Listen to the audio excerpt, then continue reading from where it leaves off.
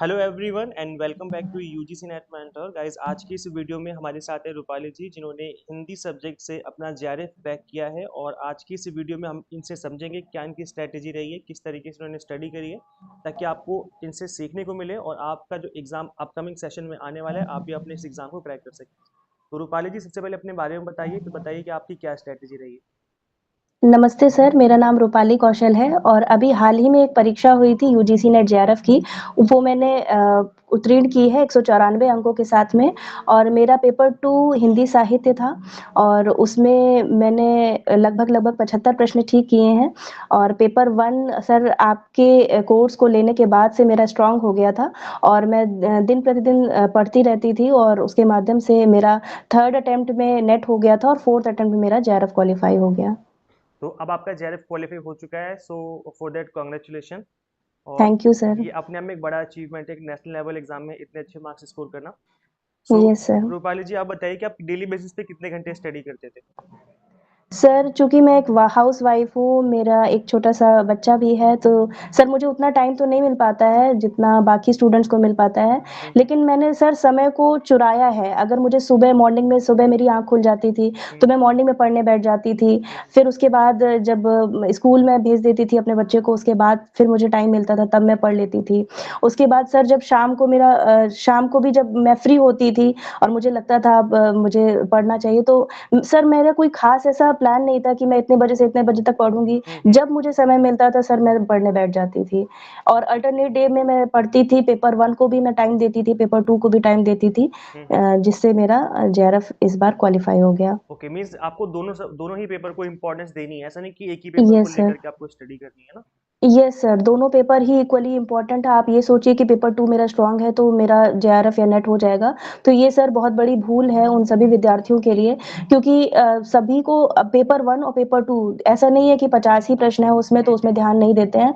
लेकिन पेपर 1 भी बहुत इम्पोर्टेंट है पढ़ना जी और जी पेपर बिल्कुल। 2 तो अपने आप में ही इम्पोर्टेंट है कि उसमें क्योंकि उसमें तो आपको 100 प्लस प्रश्न पूछे जाते हैं, 100 हम्म, प्लस। तो सर ये दोनों ही इम्पोर्टेंट है पेपर। जी जी बिल्कुल।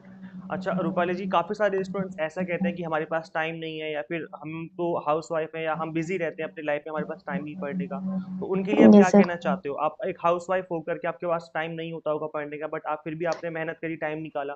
तो उनके लिए यस आप सर। क्या कहना चाहते हो। आप अगर हम मेहनत करें और रेगुलर मेहनत करें कंसिस्टेंसी के साथ, तो क्या हम रिजल्ट अचीव कर सकते हैं। यस सर, मैं एक बोलना चाहूँगी, एक चीज़ बोलना चाहूँगी कि हर विद्यार्थी अपने आप में हीरा होता है। बस चमकता वही है जो खुद को तराशने की हिम्मत रखता है।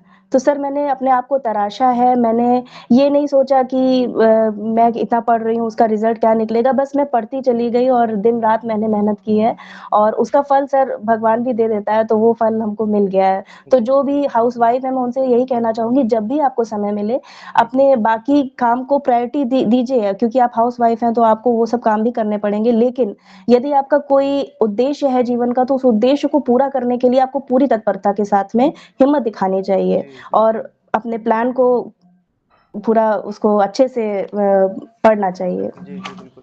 तो मतलब हार्ड वर्क करना पड़ेगा, कोई शॉर्टकट ट्रिक नहीं है, कोई कोई शॉर्टकट तरीका नहीं है नहीं सफलता सर, का, है ना। कोई हार्ड वर्क। शॉर्टकट नहीं है सर, हार्ड वर्क करना है विद स्मार्ट वर्क करना है। ऐसा नहीं है कि आपने कोई पेड कोर्स ले लिया है, उसके हम्म, बाद से आप ध्यान नहीं दे रहे हैं कि मेरा हो जाएगा। लेकिन हम्म, जब तक आप अपना एफर्ट नहीं डालेंगे, जब तक आप हम्म, कोशिश स्वयं से नहीं बिल्कुल करेंगे, तब बिल्कुल तक आपका नहीं हो पाएगा। बिल्कुल बिल्कुल। तो ये चीज़ है सर। तो आपने पेपर वन में इनरोल किया था हमारे साथ, तो आप ये बताइए कि जो लेक्चर्स आपने देखे थे उनसे किस तरीके से हेल्प मिली। क्या उनकी लैंग्वेज ईजी थी, आपको समझ में आ जाता था सब कुछ। सर बहुत ईज़ी थी लैंग्वेज, बहुत सरल शब्दों में आपने बताया हर एक चीज़ को। अब स्क्वायर ऑफ ऑपोजिशन क्या होता है ये टॉपिक तो मेरे लिए एकदम नया था, मैंने कभी नहीं पढ़ा था और सर लॉजिकल रीज़निंग में भी कुछ-कुछ टॉपिक ऐसे थे और मैथ्स सर वैसे भी हिंदी साहित्य के विद्यार्थियों की मैथ्स उतनी अच्छी नहीं होती है। लेकिन जी। फिर भी मैंने आपके सारे वीडियो लेक्चर देखे, सुने, समझे और मैंने प्रैक्टिस भी की, पीवाईक्यू के माध्यम से मैंने बहुत चीज़ें देखी, समझी। तो जी सर उसी का फल है कि आज सब चीज़ें अच्छे से हो गई हैं। जी जी। तो जैसे कि आप बता रहे हो, आपने प्रॉपर तरीके से रिवीजन करी, आपने क्या प्रैक्टिस करी थी पीवाईक्यूज की। यस सर, पीवाईक्यू की प्रैक्टिस मैंने की थी और रिवीजन पहले किया, फिर प्रैक्टिस की और सर मॉक टेस्ट भी मैंने दिए थे। जी। तो उससे मेरी जो स्पीड है वो मेंटेन हो पाई, क्योंकि लेंथी पेपर बहुत आ रहा है आजकल। पेपर 2 में इतना ज़्यादा मतलब इतने कूट वाले प्रश्न ज़्यादातर आ रहे हैं, वन लाइनर प्रश्न नहीं आ रहे हैं। तो जब तक आप प्रैक्टिस नहीं करेंगे तब तक आप अगर आपको प्रश्न का उत्तर आता भी होगा तो भी आप समय से हार जाएँगे। इसलिए जी, जी। समय का भी ध्यान आपको रखना पड़ेगा। जी, जी, जी, बिल्कुल। तो जैसे कि आपने बताया कि अब रट्टा लगाने से काम नहीं चलेगा, आपके कॉन्सेप्ट क्लियर होने बहुत ज़रूरी है। यस सर, कॉन्सेप्ट क्लियर होने ज़रूरी है और पेपर 2 के लिए मैं स्पेशली बोलूँगी कि अब जब तक आप मूल किताबों का अध्ययन नहीं करेंगे तब तक आप पेपर नहीं क्लियर कर पाएँगे। जी, जी। जी, जी, जी, बिल्कुल। तो रूपाली जी, अभी आप क्या प्लान कर रहे हो? क्या करना है फ्यूचर में अभी? सर पहले तो मैं पीएचडी में एडमिशन लेने का सोच रही हूँ और असिस्टेंट प्रोफ़ेसर अभी एमपीपीएससी की वैकेंसी आई हुई है सर। जी, जी। उसका मैंने फ़ॉर्म फिल किया है, उसको मैं वो पेपर दूँगी और जैसे-जैसे गो विद द फ्लो वाला रहेगा, जैसा-जैसा चीज़ें सामने आती जाएँगी, उनको फेस करते जाएँगे और आगे बढ़ते जाएँगे। जी, जी, जी, बिल्कुल। So thank you so much Rupali ji, आपने टाइम निकाल के हमसे बात की। डेफ़िनिटली आपकी इन बातों से आपने जो स्ट्रैटेजी बताई है, इससे काफ़ी सारे स्टूडेंट्स को हेल्प मिलेगी पढ़ने में। यस सर, सर डेफ़िनेटली फल मिलेगा। सो और थैंक सर एक बात और मैं जी, कहना जी, चाहती हूँ, जी। सर ज़िंदगी सँवारने के लिए ज़िंदगी पड़ी है, हुँ, हुँ। ज़िंदगी सँवारने के लिए ज़िंदगी पड़ी है, उस वक़्त को सँभालो जिस पर ज़िंदगी खड़ी है।